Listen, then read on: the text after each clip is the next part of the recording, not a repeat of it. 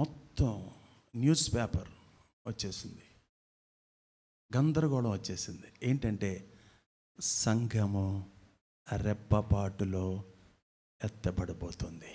దాన్ని రహస్య రాకడా అని అర్థమవడానికి భక్తులు చెప్పబడిన మాట. ఇది మర్మము, ఇది మర్మము. ఇప్పుడు ఎప్పుడు వస్తాడు? Attention please, attention please.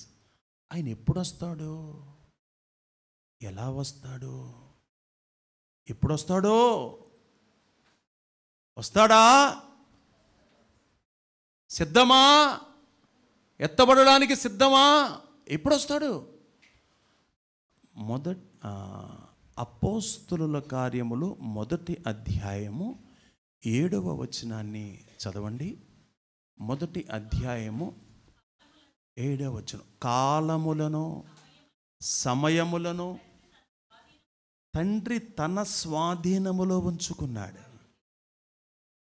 వాటిని తెలుసుకొనుటకు నీ పని కాదు. దాని గురించి నువ్వు ఆలోచించవద్దు. ఎవరి పని కాదు? మీ పని కాదు. ఎప్పుడు వస్తాడు? అమ్మాయి మొత్తానికి ఈ నెలలో వచ్చేటట్టుగా ఉన్నాడు. అమ్మాయి చూస్తుంటే ఇలాగే. ఎందుకని? ఏమో పోయిన సంవత్సరం కూడా వరదలు వచ్చినాయి, మళ్ళీ ఇదే టైంకి ఏమొచ్చినాయి? వరదలు వచ్చినాయి. అవును, చైనాలో చూస్తే ఏంటి? భూకంపం. అమెరికాలో ఏంటి? భూకంపం. వామ్మో, హైదరాబాద్ ఏంటి? భూకంపం. యుద్ధాలు. అబ్బో ఏంటి అమ్మాయి, క్రైస్తవుని కూడా చంపేస్తున్నారంట, చాలామంది హింసలు పెట్టేస్తున్నాడు. ఆయనే ఆ టీ కొట్టి ఆయన బాగా ఇబ్బంది పెడుతున్నాడయ్యా క్రైస్తవుల్ని. అమ్మో వచ్చేస్తున్నారు, అక్కడ వచ్చేస్తుంది. ఎప్పుడు వస్తాడు? ఇది మీ పని కాదు. దాని గురించి ఏమంటున్నాడు? ఆలోచించవద్దు. మళ్ళీ చదవండి 7వ వచనం, మైక్లో చదవండి. కాలములు సమయములు తండ్రి తన స్వాధీనమందుంచుకున్నాడు, వాటిని తెలుసుకొనుట నీ పని కాదు. పక్కన వాళ్ళతో చెప్పడం నీ పని కాదని. అర్ణం లాగో రాసుకుంటుంది, నీ పని కాదు. మరి నా పనేంటి? నా పనేంటి? మన పనేంటండి అంటే మెళకువగా ఉండటం, ఎప్పుడు సిద్ధంగా ఉండటమే. ఎప్పుడు వస్తాడు తెలియదు. ఉదయం వస్తాడా తెలియదు. కోడు కూసేలోపు వస్తాడా? రేయి మొదటి జామున వస్తాడా? తెలియదు. నువ్వెప్పుడు సిద్ధంగా ఉండాలి, నువ్వెప్పుడు మెళకువగా ఉండాలి. నువ్వు మెళకువగా ఉండకపోతే నష్టపోతావు, ఎడవబడతావు. ఇప్పుడు 35వ వచనం, మార్కు సువార్త 13వ అధ్యాయము 35వ వచనం చదవండి. ఇంటి యజమానుడు ప్రొద్దు కూకి వచ్చును, అర్ధరాత్రి వస్తాడు.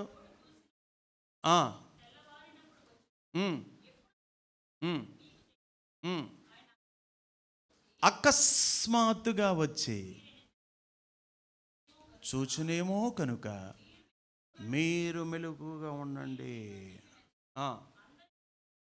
అదే అందరితో చెప్తున్నాడు. నేను మీకే చెప్పాను అనుకుంటున్నారేంటి? శిష్యులారా నేను మీకే చెప్పాను అనుకుంటున్నారేంటి? అందరితో చెప్తున్నాను. అందరికీ ఒకటే మాట, ఏంటది?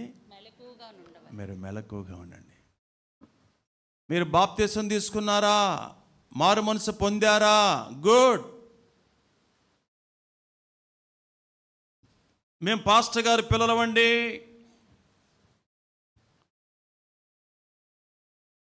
మేము సంఘ పెద్దలమండి, మేము 33 సంవత్సరాల నుంచి సంఘానికి వస్తున్నామండి, పాస్టర్ గారు మా మేనమావండి, పాస్టర్ గారు మా బాబాయ్ అండి. No no no. కుదరదు. చెప్పుకోవడానికి కుదురుతుందేమో కానీ ఎత్తబడడానికి కుదరదు. ఈ లోకములో చెప్పుకోవడానికి ఏమైనా ఉపయోగపడుతుంది కానీ ఎత్తబడడానికి అవకాశములు లేవు. యజమాని అయిన దేవుడు పనివారమైన మనలను నమ్మి ఆయన పనులిచ్చినప్పుడు మళ్ళా యజమాని వచ్చినప్పుడు చూస్తాడంట. చూసినప్పుడు వీళ్ళు నిద్రపోతున్నారా పని మీద ఉన్నారా చూస్తాడంట. ఏమండో మన ఇంట్లో రెస్ట్ తీసుకోవడానికి నిద్రపోతామే, ఆ నిద్ర కాదండో, ఆ నిద్ర కాదు. అప్పగించబడిన పని విషయములో నిద్రపోతున్నారేమో, అప్పగించబడిన బాధ్యత విషయములో మత్తులో నిద్రావస్థలో మీరున్నారేమో. మెళకు అంటే ఆ మెళకువ కలిగలేని తనములో మీరున్నారేమో. ఆయన వస్తాడు. అందరికీ చెప్తున్నాను, నేను అందరికీ చెప్తున్నాను, మెళకువగా ఉండండి. ఆత్మీయ జీవితంలో మీరు మెళకువగా ఉండండి. మీ ప్రార్థనా జీవితంలో మీరు మెళకువగా ఉండండి. దేవుడి విషయంలో మీరు, లెక్కల విషయంలో మీరు మెళకువగా ఉండండి. క్రీస్తు న్యాయపీఠం మీద మనం ఒకరోజు నిలబడబోతున్నాం. ఇలా మాట్లాడుకుంటూ ఉండగానే ఇందాకడ పెద్ద సౌండ్తో ఏమైంది? విశ్వాసులందరూ ఏమైపోయారు? కొంతమంది మిగిలిపడినప్పుడు వాళ్ళు పశ్చాత్తాపడుతూ ఏడుస్తున్నారు. అయ్యో అయ్యో అని ఏడుస్తున్నారు, విడవబడ్డారు. దీన్ని పౌలు గారు ఎక్కడ చెప్పాడు? 1 కొరింథీ 15వ అధ్యాయంలో చెప్పాడు. 1 కొరింథీ 15వ అధ్యాయము 15వ అధ్యాయం ఎక్కడ? 50-52 వచనం చదవండి. ఇదిగో మీకు ఒక మర్మము తెలుపుచున్నాను. గుడ్. ఎన్నో వచనమండి? 51 అండి. మర్మము చెప్పుతున్నాను. మనమందరము నిద్రించము గాని. మర్మం అంటే రహస్యం. మర్మం అంటే ఏంటండి? రహస్యం అని ఒకళ్ళు అన్నారు. ఇంకా ఇంగ్లీష్లో సీక్రెట్. గుడ్. నెక్స్ట్, తెలియబడనిది, అర్థం కానిది, మరుగై ఉన్నది. మర్మము చెప్తున్నాను. ఏంటది? మనందరము నిద్రించము గాని నిమిషములో ఒక్క రెప్పపాటులో కడబూరం రోగగానే కడబోరం రోగంగానే మనమందరము మార్పు పొందుదము. బోరం రోగును. హల్లెలూయా. ఈ శరీరము ఉండదు, మహిమ శరీరము దాల్చుకొని మనం వెళ్ళిపోతామంట. అంటే ఆయన బోర ఊదుతాడంట. ఆ బోర వాళ్ళకి వినిపిస్తుంది, సిద్ధముగా ఉన్న వారికి వినిపిస్తుంది. ఆ బోర మధ్యాకాశానికి ఆయన వచ్చేస్తాడు. ఇప్పుడు ఆ రోజున 1వ శతాబ్దంలో క్రైస్తవులు ఎంత సిద్ధపాటు కలిగి ఉన్నారో, ఈ చివరి దినాలలో ఉన్న మనం ఇంకెంత సిద్ధపాటు కలిగి ఉండాలి. ఎంత ఘోరాలు నేరాలు జరిగిపోతున్నటువంటి మన కళ్ళ ముందు ఇన్ని అక్రమాలు జరిగిపోతుంటే, ప్రేమ చల్లారిపోతుంటే, మనుషులు మరణాలు విపరీతంగా పెరిగిపోతుంటే, అయ్యో ఏంటి ఇంత ఘోరం అని గుండెలు బాదుకొని వేదన పడుతుంటే ఇంకెంత మనం మెలకు కలిగి ఉండాలి, ఇంకెంత సిద్ధపాటు మనం కలిగి ఉండాలి. 1 దెస్సలోనియులకు వ్రాసిన పత్రిక 5వ అధ్యాయము 1వ వచనాన్ని చదవండి. సహోదరులారా ఆ కాలమును గూర్చియు ఆ సమయములను గూర్చియు. ఆ కాలం అంటే ఆ కాలం అనండి అందరూ. ఆ కాలం మీకు చెప్పాలా? అవసరంలా, రాయనక్కరలేదు. ఎందుకు? మీరు కంటద వాక్యాలు చెబుతున్నారు, పోటీలు పడుతున్నారు, బైబిల్ చదివేసుకుంటున్నారు. 2-3 బైబిల్ ఉన్నాయి మీ ఇళ్లలో. మీకు తెలియదా? తెలుసు. మీకు చెప్పనక్కర్లా, అయినా చెప్తున్నాను. రాత్రివేళ దొంగ ఈ మెసేజ్ మీకు చెప్పనవసరంలా, అయినా ఈ వర్తమానం మీకు అవసరము. నాకు అవసరము, మనకు అవసరము. రాత్రి వేళ దొంగ ఎలాగూ వచ్చునో దొంగ ఎలా వస్తాడు, అలాగే ప్రభువు దినము వచ్చునని అలాగే ప్రభు దినము మీరు వస్తుంది. బాగుగా తెలియను.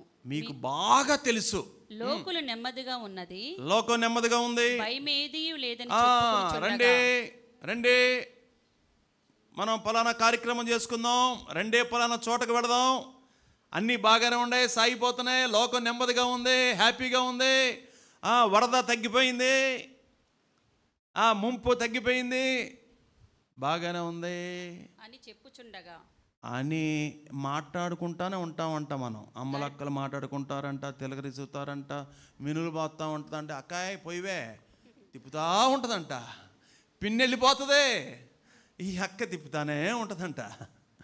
ఓకే, తర్వాతమ్మా గర్భిణీ స్త్రీకి ప్రసవ వేదన వచ్చినట్లు, గర్భిణీ స్త్రీకి ప్రసవ వేదన వచ్చినట్లు వారికి అకస్మాత్తుగా నాశనం తటస్థించెను.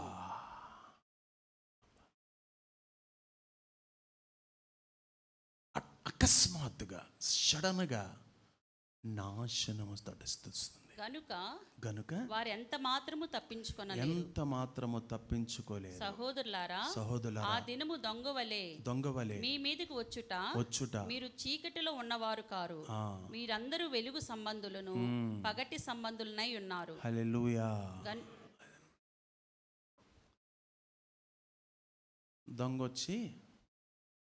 దొంగొచ్చి అమ్మగారు, అయ్యగారు స్నానం చేసి శుభ్రంగా ఆ బాత్రూంలో బట్టలు వదిలిపెట్టారు, అవి తీసుకెళ్ళిపోదామని వస్తాడా? అమ్మగారు, అయ్యగారు అంట్లు బయట వేశారు, ఆ అంట్లు కాస్త మనకు ఉపయోగపడుతుంది తీసుకెళ్ళటానికి దొంగ వస్తాడా? ఇడిచిన బట్టలు తీసుకెళ్తాడు వచ్చి, ఎంగిలి అంటులు తీసుకెళ్తాడు వచ్చి, చెప్పండి ఏం తీసుకెళ్తాడు? బంగారం, డబ్బు, విలువైన సామగ్రి. దొంగకి మురికి కావాలా, విలువలేని కావాలా, విలువైనవి కావాలా?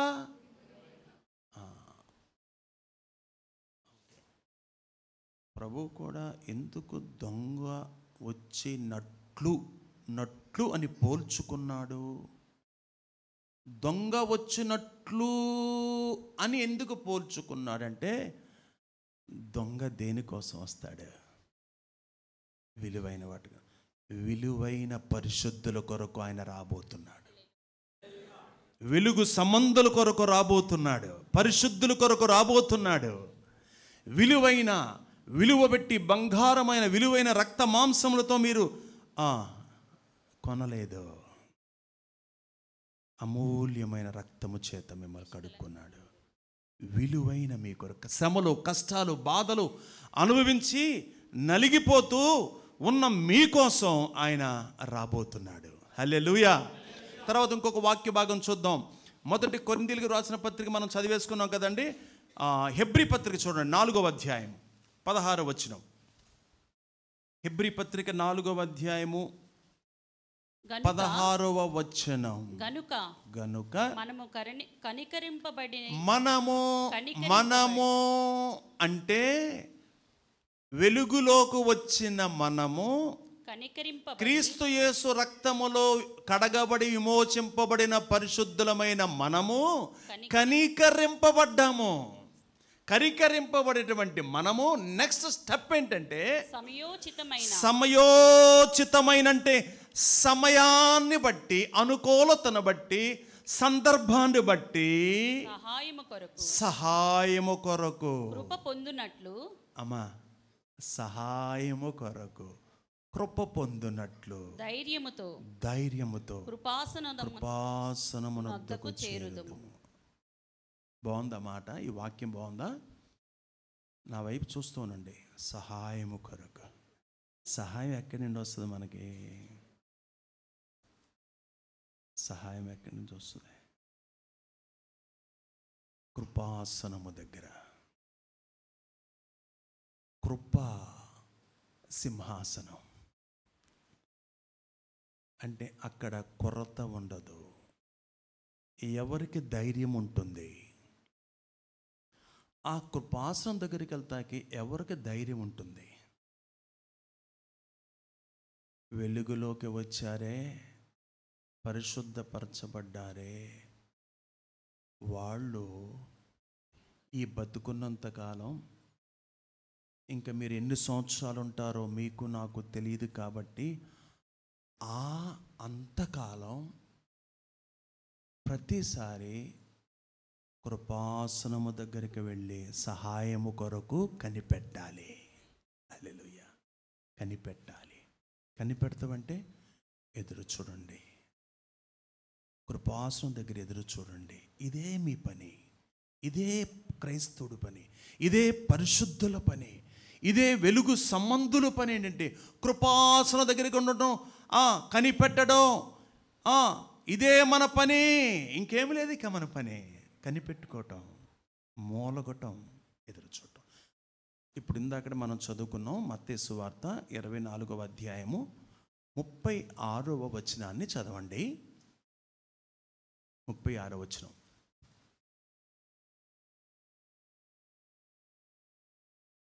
మత్తయి సువార్త 24. అయితే ఆ దినము గూర్చియు ఆ గడియను గూర్చియు తండ్రి మాత్రమే ఎరుగును గాని ఏ మనుష్యుడైనను పరలోకమందలి దూతలైనను కుమారుడైనను ఎరుగరు. నోవాహు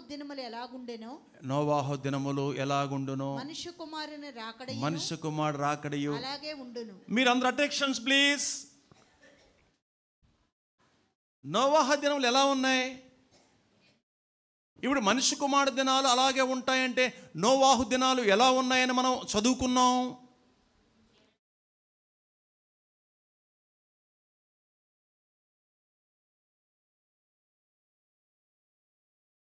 పెళ్ళిళ్ళు, తినటం, త్రాగటం, ఇల్లు కట్టుకోవటం. అప్పుడు నోవాహు టైంలో మనుష్య కుమారుడు రాకడ ముందు కూడా ఇప్పుడు కూడా అలా ఉన్నట్లుగా ఏమన్నా అనిపిస్తుందా? మీకేమైనా ఎప్పుడైనా అనిపిస్తుందా?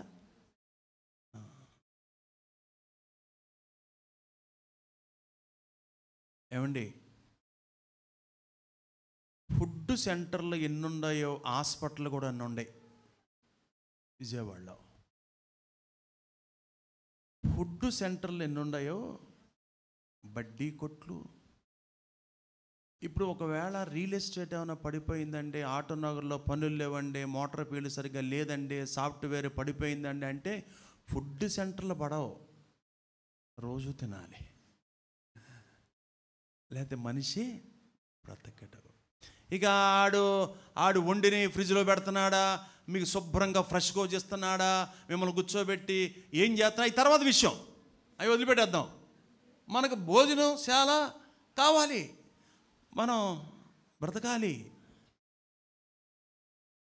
మన రామవరపాడులో, మన ప్రసాదం పాడులో, మన ఎన్నికేపాడులో, మన ఎడమానూరులో ఏంటండి బిల్డింగ్లు ఎలా కడుతున్నారు, ఏంటండి పెళ్ళిళ్ళు ఎలా జరిగిపోతున్నాయి. అబ్బా, వాళ్ళు పెళ్లి చేసి భోజనాలు ఎన్ని వెరైటీస్ పెట్టారో తెలుసండి మీకు.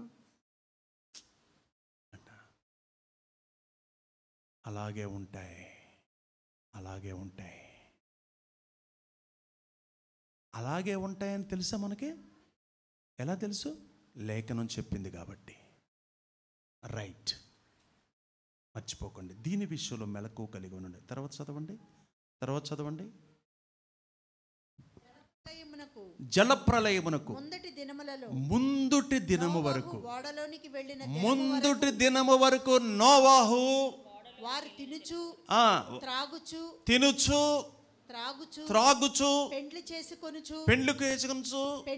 ఇచ్చుకొనుచు జలప్రళయం వచ్చి అందరినీ కొట్టుకొని పోవు వరకు ఎరుగకపోయిరి. అలాగే మనిషి కుమారుడు రాకడ కూడా ఉంటుంది. సెప్టెంబర్ 1వ తారీఖున ఒక ఆయన స్తుతికోటం పెట్టుకున్నాడు, మమ్మల్ని అందరం రమ్మన్నాడు. తోటావారి వీధి, సింగనగరం. స్తుతికోటం టైటిల్ ఏంటంటే జలప్రలయం వార్షికోత్సవం అంట. పోయిన సంవత్సరం వరద వచ్చిందంట. ఆ వరదలో తోటా వీరిదిలో ఆయన ఉన్నాడంట. ఆయన ఎంత బాధలు పడ్డాడో, పాములు వచ్చి ఎంత ఇబ్బంది పడి టెన్షన్ పడ్డాడో చిన్నపిల్లలతో, అది గుర్తు చేసుకుని, జలప్రళయం కాదు వాస్తవంగా చెప్పాలంటే అది వచ్చింది, విజయవాడ మునిగింది ఓ మాదిరిగా. కానీ ఆ జలప్రయాణం ఊహించుకున్నాడు. అమ్మో మేము చచ్చిపోతాం అనుకున్నాం. అందుకే సెప్టెంబర్ 1వ తారీఖు స్తుతికోవడం పెట్టుకున్నాడు. ఆయన రమ్మన్నాడు. అక్కడ సువార్త ప్రకటించాలి. ఒకప్పుడు పోయిన సంవత్సరం ఈ టయానికి మనం ఎలా ఉన్నాం చూడండి, అలాంటి పరిస్థితి. అందుకు స్తుతికోటుకు కృతజ్ఞతలు చెల్లించడానికి మీకు ఎగతాళి చేస్తారేమో, నవ్వుకుంటారేమో, మేము అనుభవించడం మాకు తెలుసు అని అతను చెప్తున్నాడు. జలప్రళయం అంటే మొన్న విజయవాడకు వచ్చింది అనుకుంటున్నారా? కాదు. అయితే ఏమండి, దేవుడు చెప్పాడు జలప్రళయం రానివ్వడిక, జలప్రళయమును ఇక రానివ్వడు, అయిపోయింది అది. దానికి గుర్తుగా ఒక సింబల్ ఇచ్చాడు తెలుసా? ఏంటది? ఇంద్రధనుస్సు. దాన్ని చూసినప్పుడు మీరు గుర్తుపెట్టుకోవాలి. ఇంద్రధనుస్సులో ఎన్ని కలర్స్ ఉన్నాయి? 22 7 ఓకే, తెలుసో తెలియక అడుగుతున్నారండి, చెప్పండి, పర్వాలేదు, నేను అంత మేధావని కాదు. ఇంద్రధనుస్సు వస్తుంటే అబ్బబ్బబ్బబ్బా ఏంటి సూపర్ కలర్స్ ఏంటండి. ఆ కెమెరా ఎవడన్నా పెట్టాడా పైకి? ఏంటి అద్భుతం. ఇంద్రధనుస్సు చూసినప్పుడు మీకు ఎప్పుడన్నా అనిపించింది అలా? ఏంటి ఆ కలర్స్ ఏంటి ఆకాశంలో? మనం ఏమన్నా కొద్దిగా అమ్మలక్కల పొట్టు చీరలు కట్టినప్పుడు అలాంటి కలర్లు చూస్తాం మనం. అసలు ఆకాశంలో బ్యూటిఫుల్ కలర్స్. దేవుడు చెప్పాడు, అదే గుర్తు మీకు. అగ్నితో వస్తాడు, దహించు అగ్ని. ప్రీతికరమైన సేవ చేయండి, దేవునికి ప్రీతికరమైన ఇష్టమైన సమర్పణతో కూడిన సేవ చేయండి. ఎందుకు? ఆయన దహించు అగ్ని. పంచభూతముల మహావేంద్రముతో ఏమైపోతాయి? లయమైపోతాయి. పంచ భూతము, భూతములు, ఆకాశం, భూమి, నీరు, అగ్ని, ఇంకోటి ఉంది గాలి. పంచభూతముల మహావేంద్రముతో లయమైపోతాయి. ఏంటిదంతా? గుండె జల్లు అంటుంది. ఇందాక ఆ వీడియో చూస్తే మీకు కొంతమంది దడుచున్నారు చూసా నేను. అంత సౌండ్ వచ్చింది అనుకోలేదు వాళ్ళు. ఇంకోసారి పెట్టమంటారు వీడియో?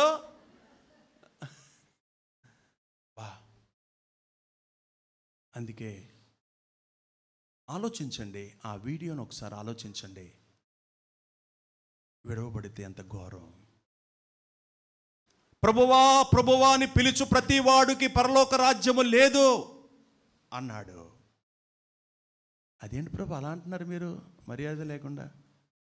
దెయ్యాలు వెలగొట్టాం, ప్రవచనాలు చెప్పాం, అద్భుతాలు చేశాం, మహత్కార్యాలు చేశాం, సూచక్రియలు చేశాం అంటే, అరే బాబు మీకు దండం పెడతా, తలనే పుట్టించు మాకండి కానీ అనే టైపులో అనమాట. అక్రమం చేయవారులారా మీరు, గెట్ అవుట్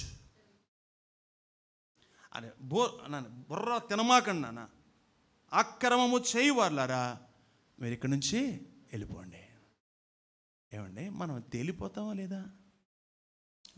మనం ఇచ్చే కానుకలు, మనం ఇచ్చే దశంభాగాలు దెయ్యమా? భయమో, అసలు దెయ్యం అంటేనే భయం, మనకు పారిపోతారు కదా.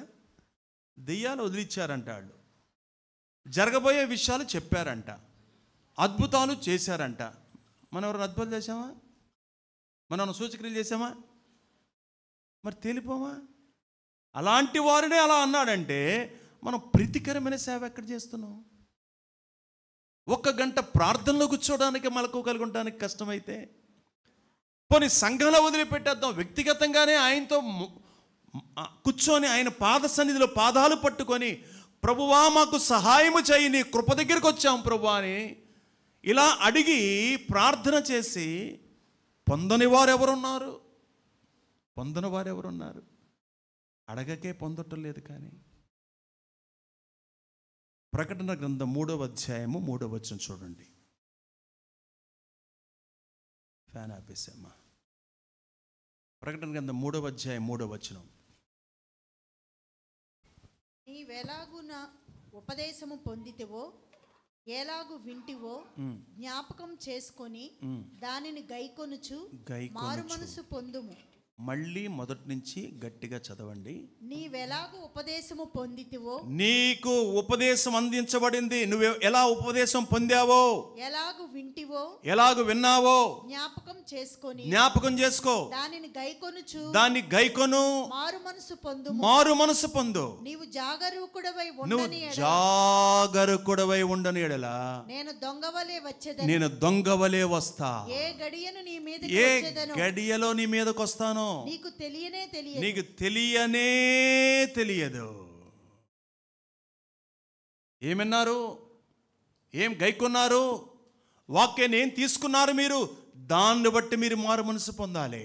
సత్యవతి, దాన్ని బట్టి నువ్వు మారు మనసు పొందాలి. మారు మనసు పొంది జారిపోయిన వారు మళ్ళీ తిరిగి లెగవాలి. ఏం చేయాలి ఇంకా మనం? ప్రియ సహోదరి సహోదరులారా, యాకోబు అంటాడు మొదటి అధ్యాయంలో, ఏమంటాడో చూడండి. 22వ వచనం, యాకోబు పత్రిక యవనస్తులారా మొదటి అధ్యాయం 22వ వచనం చూడండి.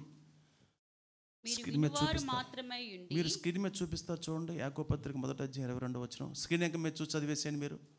మీరు వినువారు మాత్రమై ఉండి వింటున్నారు, మిమ్మును మీరు మోసపచ్చు. వింటున్నారు. స్పెషల్ మీటింగ్లు వింటున్నారు, ఉపవాస ప్రార్థనలు వింటున్నారు, ఆదివారం వింటున్నారు, కొత్త వాళ్ళు వస్తున్నారు వింటున్నారు, స్పెషల్ స్పీకర్స్ వస్తున్నారు వింటున్నారు.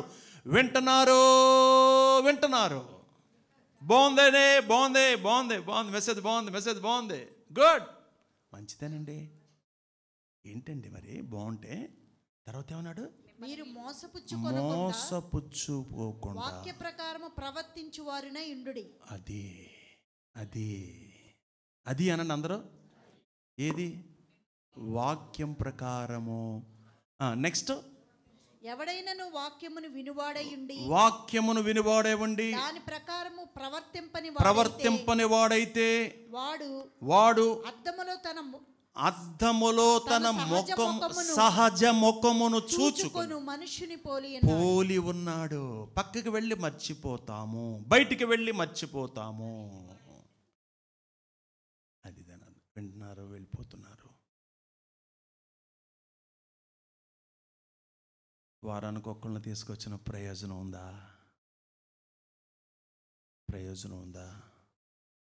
ఆ వాక్యాలు తీసుకోగలుగుతున్నామా?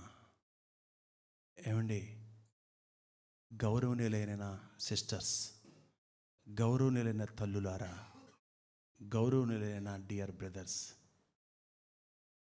విని వెళ్ళిపోతే మోసపోయేదెవరు? విని వదిలిపెడితే, కానీ దాని ప్రకారము నడుచుకోవాలి. ప్రకటన గ్రంథం 16వ అధ్యాయము 15వ వచనం. ప్రకటన గ్రంథం 16వ అధ్యాయము 15వ వచనం.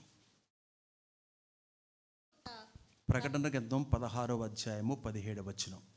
7వ దూత తన పాత్రను వాయుమండలము మీద కుమ్మరింపగా సమాప్తమైనదని చెప్పుచున్న ఒక గొప్ప స్వరము గర్భాలయములో ఉన్న సింహాసనము నుండి వచ్చెను. అప్పుడు మెరుపులను, ధ్వనులను, ఉరుములను పుట్టెను. పెద్ద భూకంపమును కలిగెను. మనుషులు భూమి మీద పుట్టినది మొదలుకొని అట్టి మహాభూకంపము కలుగలేదు. అది అంత గొప్పది. ప్రసిద్ధమైన మహాపట్టణము 3 భాగములాయెను. అన్యజనుల పట్టణములు కూలిపోయెను. తన తీక్షమైన ఉగ్రతయు మద్యము గల పాత్రను మహాబబులతోనూ ఇయ్యవలనని దానికి దేవుడు సముఖమునందు జ్ఞాపకం చేసిరి. ప్రతి ద్వీపము పారిపోయెను, పర్వతములు కనబడకపోయెను. 5 మణుగుల బరువు గల పెద్ద వడగండ్ల ఆకాశము నుండి మనుషుల మీద పడెను. ఆ వడగండ్ల దెబ్బ మిక్కిలి గొప్పదైనందున మనుషులు ఆ దెబ్బను బట్టి దేవుని దూషించిరి.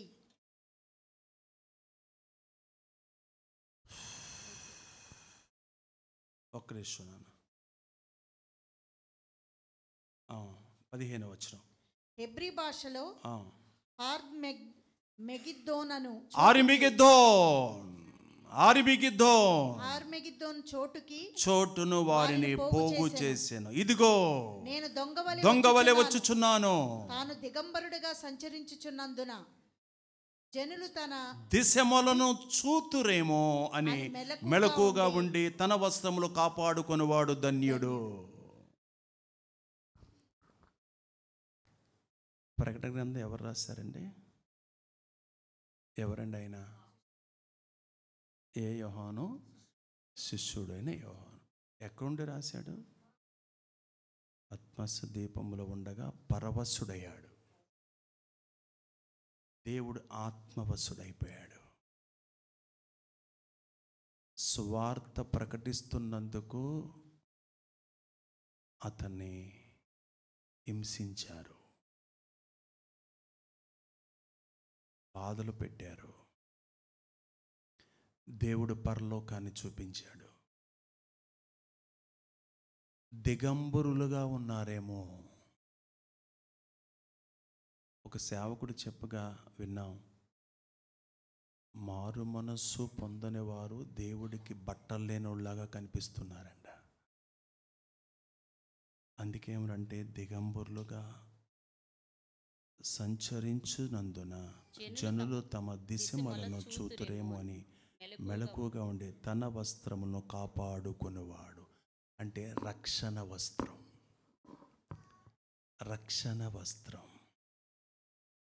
రక్షణ వస్త్రము కాపాడుకునేవాడు ధన్యుడు. అంటే ఈ మనమేమో శరీరాన్ని కప్పుకోవడానికి వాడే వస్త్రాలు ఇవన్నీ కూడా ఒక వ్యక్తిని మనం చూడంగానే, ఆ వ్యక్తిని చూడంగానే ఎవరండి ఆయన ఎవరండి? అదే విజయవాడలో సత్యం గారు ఉంటారు, మీకు తెలుసా అని హైదరాబాద్లో ఎవరు అడిగితే ఆయన అదే కదా అన్నదానం చేస్తాడు ఆయన ఏ వస్త్రం? వాళ్ళు ఏ వస్త్రం చూశారు అంటే ఉదాహరణకి చెప్తున్నాను.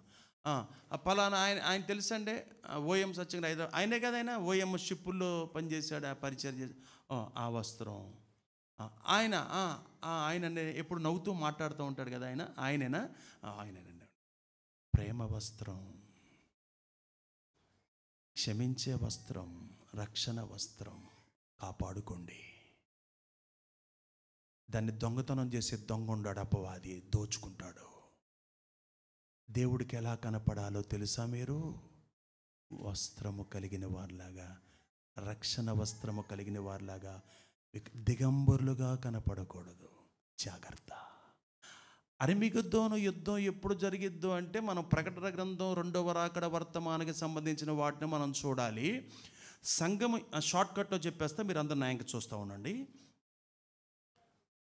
1 కొరింథీ పత్రిక 15:50 ప్రకారము సంఘము రెప్పపాటులో ఎత్తబడుతుంది అనే మాట మనం చూస్తున్నాం కదండి. పరదేశికులు వెళ్తారు, మధ్యాకాశంకి వెళ్తారు, ప్రభు వస్తాడు. 7 ఏండ్లు శ్రమల కాలం ప్రారంభమవుతుంది. 7 ఏండ్లు అక్కడ ప్రభుతో సహవాసము జరుగుతుంది. ఈ భూలోకంలో 7 ఏండ్లు శ్రమలు, భయంకరమైన శ్రమలు స్టార్ట్ అవుతాయి. అప్పుడు క్రీస్తు విరోధి పరిపాలన చేస్తాడు. ఆ 7 సంవత్సరాల తరువాత ఇక్కడికి సంఘముతో ప్రభువు ఒలీవ కొండ మీద అడుగు పెడతాడు. ఆ సంఘం ఎవరంటే, ఇన్ కేస్ మనం ఎత్తబడితే మనం ఉంటే ఆయనతో మనం కూడా ఒలీవ కొండ మీదకి వస్తాము. ఆ ఒలీవ కొండ 2 భాగాలుగా అయిపోతుంది. అక్కడ ఒక లోయ ఏర్పడుతుంది. ఆ లోయను యెహోషాపాతు లోయ అని ప్రకటన గ్రంథంలో మనం చదువుతున్నాం. అప్పుడు అపవాదికి యేసుక్రీస్తుతో మనము కలిసి యుద్ధము చేస్తాము. ఆ యుద్ధము పేరే అరిమిగద్దోన్ యుద్ధము. అరిమిగద్దోన్ యుద్ధం అంటే అదే. ఇశ్రాయేల్ దేశం వెళ్ళినప్పుడు ఆ గైడు మనకు చూపిస్తాడు, ఇదే అరిమిగద్దోన్ యుద్ధం జరిగే ప్లేస్ ఇదే అని అంటారు. చరిత్ర చెప్తుంది, మేధావులు చెప్తున్నారు. అది ఎలా ఉంటుంది? ఒక సమభూమిలాగా ఉంటుంది. అది సమభూమిలాగా ఉంటుంది. అది ఇక్కడ చెప్తుంది దగ్గర. 3వ అధ్యాయం చూడండి, 17వ వచనం. 3వ అధ్యాయము ప్రకటన గ్రంథం 3వ అధ్యాయం 17వ వచనం. నీవు దౌర్భాగ్యుడవు, దిక్కుమాలిన వాడవను, దరిద్రుడవను, గ్రుడ్డివాడును, దిగంబరుడనై ఉన్నావని ఎరుగక నేను ధనవంతుడను, ధనవృద్ధి చేసుకుని ఉన్నాను, నాకేమీ కొదువలేదు అని చెప్పుకొనుచున్నావు. ప్రియ సహోదరి సహోదరులారా, నేను బాగా ప్రార్థన చేస్తాను, నేను ఉపవాసం ఉంటాను, నా ఉపవాసం ఎవరికి తెలుసు, నేను మూలుగుతున్నాను, నేను బైబిల్ చదివేశాను 5-6 సార్లు, నాకు అన్నీ తెలుసు, మీకేమీ తెలియదనే దృక్పథంతో ఉండువారులారా జాగ్రత్త, మీరు జాగ్రత్త. ఏమని చెప్తున్నాడో తెలుసా? మళ్ళీ చదవండి అక్కడ. నీవు దౌర్భాగ్యుడవును, దిక్కుమాలిన వాడవు, దరిద్రుడవు, గ్రుడ్డివాడవు. నీకేదో తెలుసు అనుకుంటున్నావు, నీకేమీ తెలియదు, బైబిల్లో ఒక అక్షరం కూడా నీకు తెలియదు అని ఎరుగక నేను బాగా దేవుళ్ళో వృద్ధి చెందేశాను. ఇది లోక సంబంధమైన ధనం గురించి బైబిల్ మాట్లాడట్లేదు. ఈ భౌతిక సంబంధమైన స్థలాలు పొలాల గురించి బైబిల్ మాట్లాడట్లేదు. ఆత్మ సంబంధమైన ఆస్తి గురించి మాట్లాడుతుంది, ఆత్మ సంబంధమైన ధనం గురించి మాట్లాడుతుంది. నేనే ప్రవక్తని, నేనే మోస్ట్ సీనియర్ని, నాకంతా తెలుసు, నాకేమీ కొదువు లేదు, నా బ్లెస్సింగ్ మీరు తీసుకోండి, నా హస్తం మీ మీద వేస్తే చాలు, మీకు హీలింగ్ వచ్చేస్తుంది. జాగ్రత్త. దేవుడు ఏమంటున్నాడో తెలుసా? నీకు తెలియదు, నీకేమీ తెలియదు, మీకేం తెలియదు. తర్వాత ఇర్మియా గ్రంథం చూడండి, 17వ అధ్యాయము 9వ వచనం. ఇర్మియా గ్రంథం 17:9 చదవమ్మా. అదే, హృదయము అన్నిటికంటే మోసకరమైనది, హృదయము అన్నిటికంటే మోసకరమైనది, ఘోరమైన వ్యాధి గలది. ఎవడు గ్రహిస్తాడు? ఒకని ప్రవర్తన బట్టి వాని క్రియల ఫలము చొప్పున ప్రతీకారము చేయుటకు యెహోవాను నేను హృదయములను పరిశోధించు అంతరింద్రియములను పరీక్షించు. నా ఇంక చూడండి, నా మనసు ఎలాంటిదో మీకు తెలుసా? కొంతమటుకు తెలుసు. మీ మనసు ఎలాంటిదో తెలుసా? నాకు కొంతమటుకే తెలుసు, కానీ అంతా ఎవరికి తెలుసు? తెలుసు. నేనేం ఆలోచిస్తున్నానో మీకు తెలుసా? తెలియకపోవచ్చు. మీరేం నా గురించి ఆలోచిస్తున్నారో మీకు తెలుసా? కొంతమట్టుకే తెలుసు. కానీ నా దేవుడు నేనేం ఆలోచిస్తున్నానికి సమస్తం కూడా. ఎందుకంటే హృదయం ఎంత ఘోరమైనదండి అది. దానికి మిషన్ ఏమైనా ఉందా స్కాన్ తీయటానికి? లేదు. ఘోరమైన వ్యాధి. దాన్ని ఎవడు గ్రహింపగలడు? ఎవడు గ్రహిస్తాడు? ఇప్పుడు మీరు ఇక్కడ కూర్చోవడం కానీ ఇది అయిపోయిన తర్వాత ఏం చేద్దాం అనుకుంటున్నారో అది ఎవరికి తెలుసు? ఏం చేద్దాం అనుకుంటున్నారో ఎవరికి తెలుసు? ఏ కూర తీసుకెళ్ళాలనుకుంటున్నారు ఎవరికి తెలుసు? ఏ వంట చేయాలనుకుంటున్నారు ఎవరికి తెలుసు? కమాన్ ప్లీజ్, ఆయనకే తెలుసు. అందుకే చెప్తున్నాడు అనమాట, ఆయనకి తెలుసు. ఆయనకు తెలుసని మనకు తెలుసా? ఆయనకు తెలుసని మనకు తెలుసా? ఆలోచించండి రాజ్ కుమార్, ఆయనకి తెలుసని మనకు తెలుసా? ఆఖరికి ఒక్క రిఫరెన్స్ అండి, మీకు అందరికీ తెలుసు. 1 కొరింథీ పత్రిక 4:4 చూడకుండా చెప్పేయచ్చు. 2 కొరింథీ 4:4 2 కొరింథీ 4:4 చెప్పిన వాళ్ళకి 100 రూపాయలు ఇస్తా. యుగ సంబంధమైన దేవత వారి మనోనేత్రాలకు గుడ్డితనము కలుగజేసింది. ఈ యుగ యుగ యుగ అంటే నవయుగ, ఈ శతాబ్దములో, ఈ యుగములో అంటే అన్ని యుగాల్లో కూడా ఈ యుగ సంబంధమైన దేవత వారి మనోనేత్రములకు గుడ్డితనము కలుగు చేస్తుంది. ప్రభువుని తెలుసుకోకుండా, వాక్యము అర్థం కాకుండా ఏం చేస్తుంది? మనోనేత్రాలకు గుడ్డితనము కలుగు చేస్తుంది. కళ్ళున్నాయి కానీ కనిపించట్లేదు, హృదయం ఉంది కానీ హృదయాన్ని తీసుకోవట్లేదు, అనుభవింపజేసుకోవట్లేదు. భయంకరంగా ఉంటుంది, తెలియదు, మనకు తెలియదు, ప్రభువుకంతా తెలుసు. ప్రభు ఈ వాక్యం దీవించును గాక. ఆమేన్. ప్రార్థన చేసుకుందాం.